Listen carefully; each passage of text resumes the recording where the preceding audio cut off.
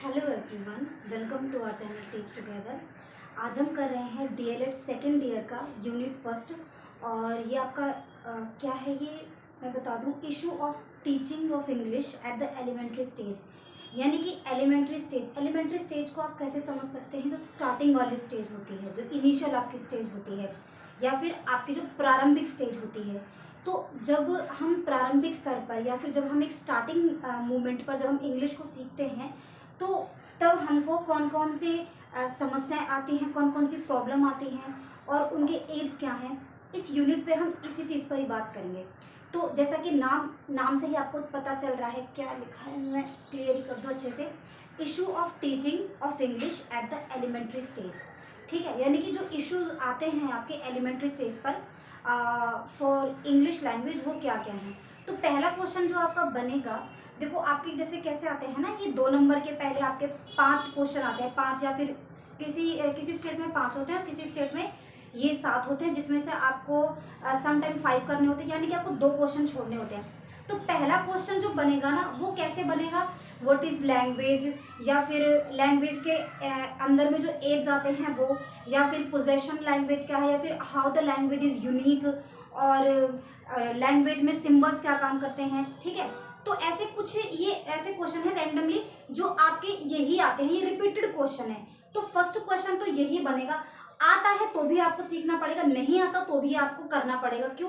क्योंकि अगर आपका जो यूनिट है वो लैंग्वेज से बेस्ड है, तो फर्स्ट ऑफ ऑल आपको ये तो पता ही होना चाहिए ना कि लैंग्वेज को हम इंग्लिश में कैसे समझेंगे। तो देखो, आपको पहले ही पता है, अगर आप हिंदी में सोचो तो देखो आपको ना बहुत ज़्यादा प्रॉब्लम होती है इन इंग्लिश। प्रॉब्लम की कोई बात नहीं है, क्योंकि पहले आपको करना क्या है कि थिंक इन हिंदी। पहले हिंदी में सीखो। लोग बोलते हैं ना कि इंग्लिश में सोचो, इंग्लिश में सोचो। नहीं नहीं, जब आपको इंग्लिश आई नहीं है तो आप हिंदी में कैसे, इंग्लिश में कैसे सोच लेंगे ना। तो पहले आप उसको हिंदी में सोच लो, क्योंकि मैं ऐसा समझ रही हूँ कि आप भी उसी एलिमेंट्री स्टेज पर ही हो। हाँ, हो सकता है कि आप में से कुछ स्टूडेंट ऐसे होंगे जिनको बहुत अच्छे से आता होगा, और मुझे लगता हुआ तो वीडियो भी क्यों देखेंगे, क्योंकि मैं तो बनाते बिल्कुल बेस पर हूँ। मेरी कोशिश ये रहती है कि जिसको जो जीरो लेवल से कर रहा हूँ ना, वो भी समझ पाए। तो अगर मैं ऐसा सोच रही हूँ कि आप भी उसी एलिमेंट्री स्टेज पर हैं, तो आपको पहले समझना पड़ेगा कि अगर आप अपनी तरफ से सोच रहे हैं कि भाषा क्या है, तो सोचिए कि भाषा क्या है। आपकी भावनाओं को व्यक्त करने का एक तरीका है, बातचीत करने का एक तरीका है, और आपकी पर्सनैलिटी को डेवलप करने का एक तरीका है। क्यों? क्योंकि आप जितना सुंदर बोलते हैं, जितना अच्छा बोलते हैं, जितने सुंदर शब्दों को आप अपने कन्वर्जेशन में या बातचीत में आप शामिल करते हैं, उससे क्या पता चलता है कि आपकी इंटेलिजेंसी के बारे में पता चलता है, आपकी स्मार्टनेस के बारे में पता चलता है। अब इतनी बात क्लियर हो गई।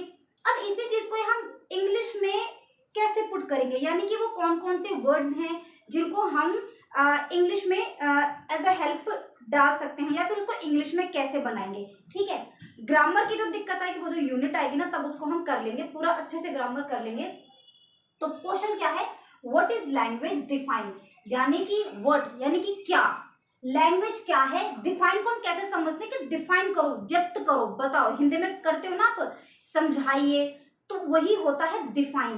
ठीक है, तो देखो क्या लिखा है, language is one of the unique possession. मैं आपको ना एक एक वर्ड के बारे में बताऊंगी, इसलिए मैं छोटे छोटे क्वेश्चन ले रही हूँ। देखो दो या 3 नंबर का आता है, इसको छोटा भी, इतना भी छोटा मत समझ लेना, बहुत मायने रखते हैं यार, एक एक नंबर बहुत मायने रखता है। तो और पता है सबसे बड़ी बात क्या है कि 2-2 नंबर के पहले क्वेश्चन आएंगे, और अगर आपका 2 नंबर का क्वेश्चन अच्छा नहीं जाता है ना, तो आपका वो होता है ना, जो हौसला होता है वो डाउन होने लग जाता है। ठीक है, तो अगर आप जो ए पार्ट होता है, आपके जो क्वेश्चन पेपर का जो ए पार्ट होता है, अगर वो अच्छे से चला जाए, तो फिर ये समझ लो कि आगे फिर करने में आपका कॉन्फिडेंट लेवल हाई हो जाता है, अप होता है, बूम होता है, ब्लूम होता है। तो आपको अच्छे से ध्यान से चीजों को देखना, ये नहीं सोचना कि 2 नंबर का छोड़ देते, नहीं, बिल्कुल ऐसा नहीं सोचेंगे, हम हर एक चीज को करेंगे। ठीक है, तो देखो, व्हाट इज लैंग्वेज डिफाइन, यानी कि लैंग्वेज क्या है उसको डिफाइन करो। तो language is one of the unique possession, यानी कि लैंग्वेज क्या है, ये एक यूनिक पोजेशन है। ठीक है, यूनिक पोजेशन का मतलब क्या होता है, देखो यूनिक का मतलब होता है बिल्कुल खास, एकदम बहुत यूनिक, काइंड ऑफ स्पेशल, बहुत ज्यादा यूनिक है।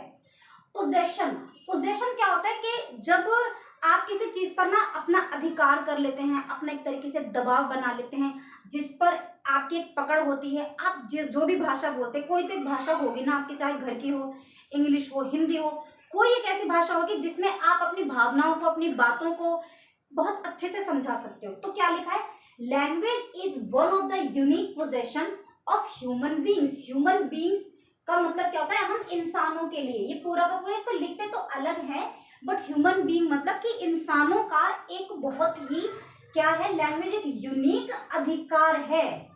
भाई भाषा पर हमारा अधिकार है ना, हमारी मर्जी, हम कोई किसी भी भाषा में बात कर सकते हैं, कोई इस पे रोक टोक नहीं है। तो language is one of the unique possessions of human being, यानी कि भाषा पर मनुष्यों का एक यूनिक पोजीशन है, एक मतलब एक अहम पोजीशन है। पोजीशन नहीं, पोजेशन, पीओ है ये, पोजीशन मत समझ लेना, POSSESSIONS, यानी कि एक अधिकार, ठीक है। फिर क्या है, human society is totally unthinkable without a language. अब कैसे समझेंगे कि जो मानवों की जो सोसाइटी है, इंसानों की जो सोसाइटी है, वो बिल्कुल अविचारणीय है, यानी कि अनथिंकेबल का मतलब है कि आप ह्यूमन सोसाइटी को एज्यूम नहीं कर सकते विदाउट लैंग्वेज। क्या, अरे आदि मानव होते थे ना जो इशारों में बात करते थे, वो भी इशारों में तो कम से कम बात करते थे, वो भी एक तरह का लैंग्वेज ही होता है, ठीक है। लेकिन अब तो हम लोगों ने ग्रो कर लिया है, अब हमारे पास क्या है, भाषा है, लैंग्वेज है, और ये कई तरह की होती है, ठीक है। तो क्या है, ह्यूमन सोसाइटी, जो ह्यूमन सोसाइटी है, जो लोगों का जो समाज है, इज टोटली अनथिंकेबल, वो बिल्कुल अनथिंकेबल है विदाउट अ लैंग्वेज, क्योंकि आप कोई काम नहीं कर सकते विदाउट लैंग्वेज, ठीक है। फिर क्या है, it is the only means, means यहाँ पर क्या है, साधन, यानी साधन का मतलब साधन जैसे कि मतलब एक तरीके से टूल, ठीक है, आपका टूल है वो।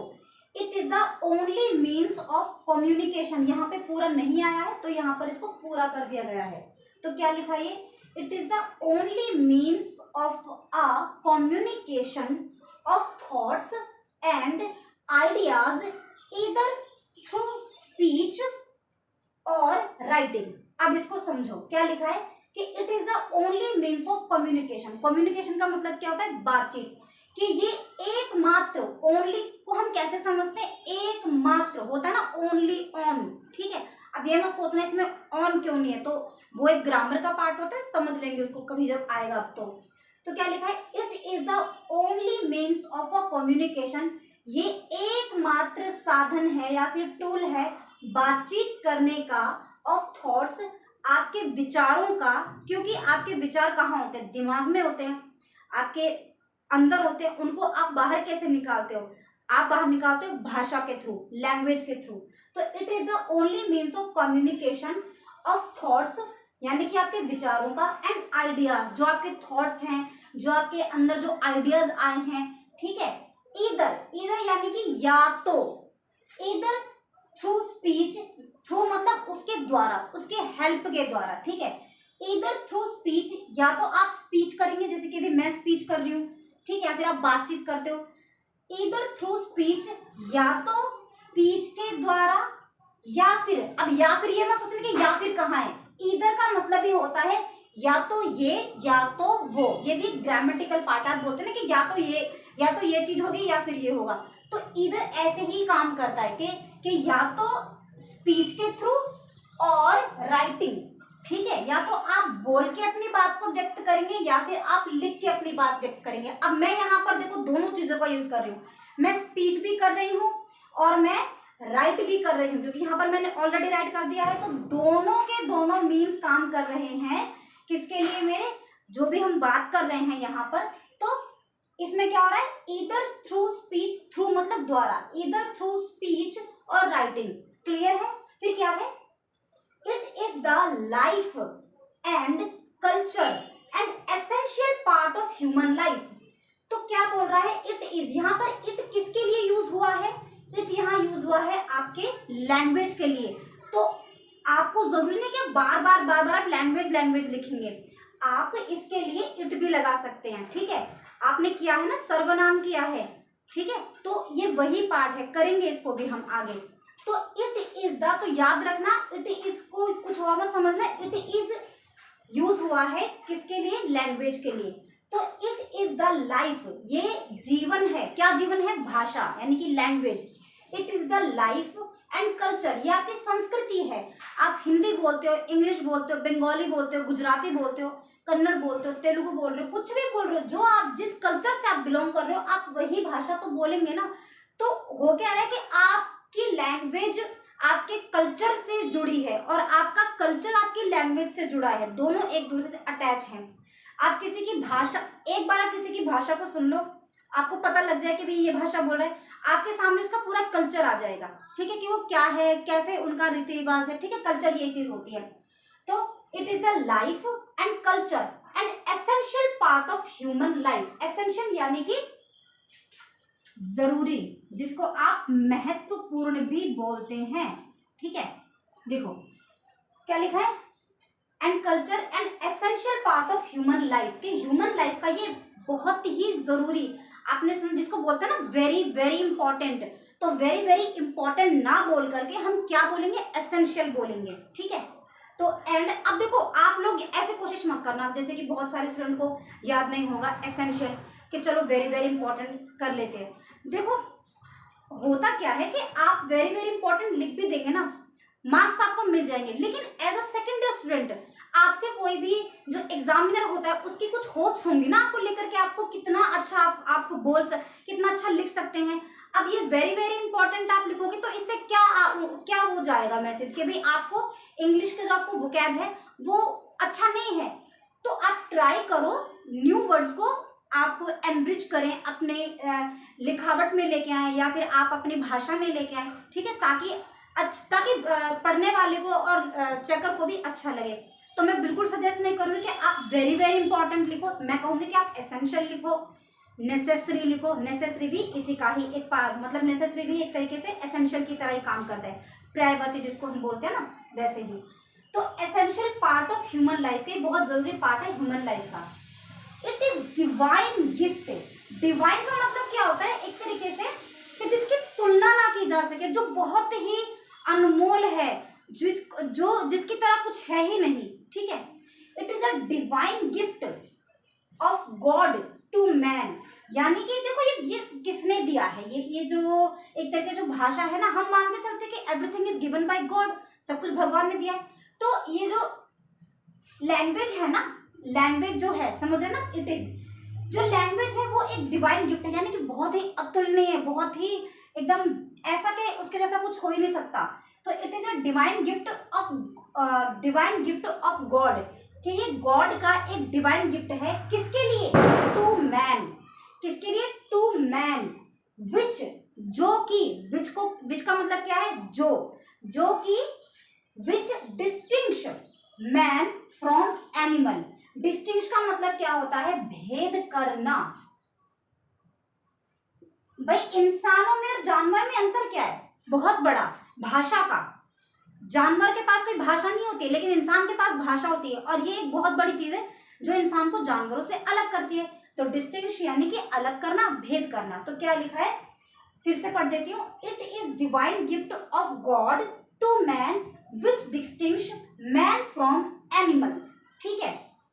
थ्रू लैंग्वेज, लैंग्वेज के द्वारा, थ्रू मतलब उसके द्वारा, through language man can develop his personality.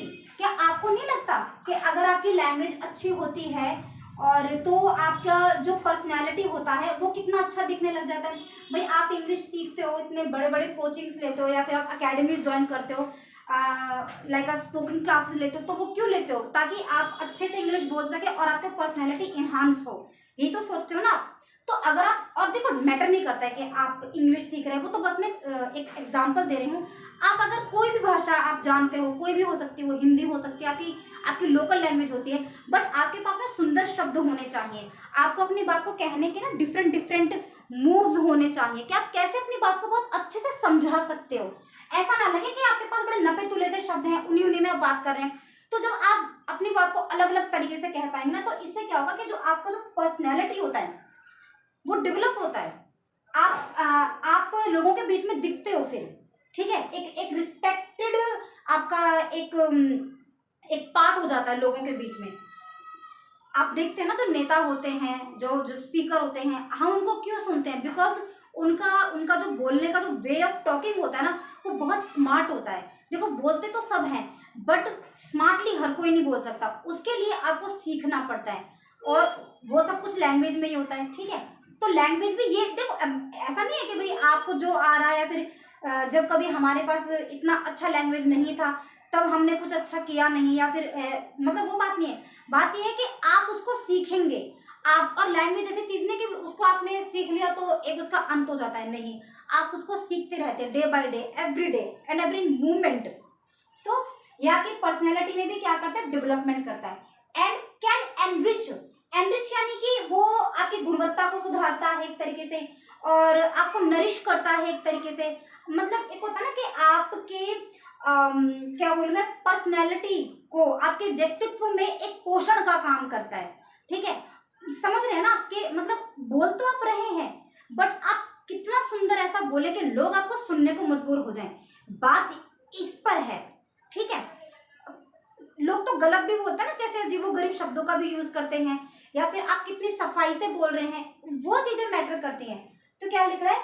Can enrich, enrich यानी कि उसको और अच्छा बनाना। जैसे कि कोई पौधा है, अगर आप सिर्फ पानी डालने से तो कुछ नहीं होता ना, या सिर्फ और सिर्फ खाद डालने से तो कुछ नहीं होता ना, उसकी एक अलग तरह से भी, उसकी पोटेंशियल को बनाने के लिए आपको कुछ अलग और भी रेमेडीज यूज करने पड़ते हैं, ठीक है। तो ऐसे ही जो भाषा होती है, आप उसको जितना अच्छे से सीखेंगे, अच्छे से बोलेंगे, तो होगा क्या कि आपकी पर्सनैलिटी डेवलप होती है और एनरिच हो सकती है।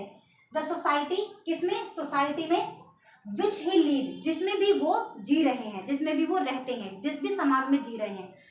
तो समझ तो आ ही गया होगा, 2 से 3 नंबर का आता है, और इससे जुड़े 5 नंबर के भी क्वेश्चन आते हैं और 10 नंबर से भी क्वेश्चन आते हैं। तो यहाँ से अगर मटेरियल समझ आता है तो तभी आप आगे सोचना कि आगे भी आप कुछ कर पाएंगे। इसको स्किप कर मत देना बिल्कुल भी। तो देखो, मैं फिर से पढ़ देती हूँ, क्योंकि पूरा वो हिंदी में बात चलेगी ना। तो देखो, आप समझने की कोशिश करना, पूरा इंग्लिश में पढ़ूंगी एक साथ। देखो, what is language? Define, language is one of the unique possession of human beings. Human society is totally unthinkable without a language. It is the only means of a communication of thoughts and ideas, either through speech or writing. It is the life and culture and essential part of human life. It is divine gift of God to man, which distinguishes man from animal. Through language, यहाँ पे ये finish है, ठीक है। Through language man can, can का मतलब क्या होता है? कर सकता है, कि उसके अंदर ये एबिलिटी आ सकती है अगर वो कोशिश करे तो फिर से पढ़ती हूँ मैं। Through language man can develop his personality and can enrich the society in which he lives, ठीक है। तो बात समझ में आ गई होगी, इसे कर लेना। फिर अगली क्लास में हम इसके नेक्स्ट स्टेप्स करेंगे, जो कि 2-2 मार्क्स के इसके क्वेश्चन बनने वाले, एक साथ ही कर लेंगे 5-6 पॉइंट, हाँ लगभग 3 से 4 पॉइंट कर लेंगे। तो ठीक है, मिलेंगे नेक्स्ट क्लास में, तब तक के लिए थैंक यू, गुड बाय।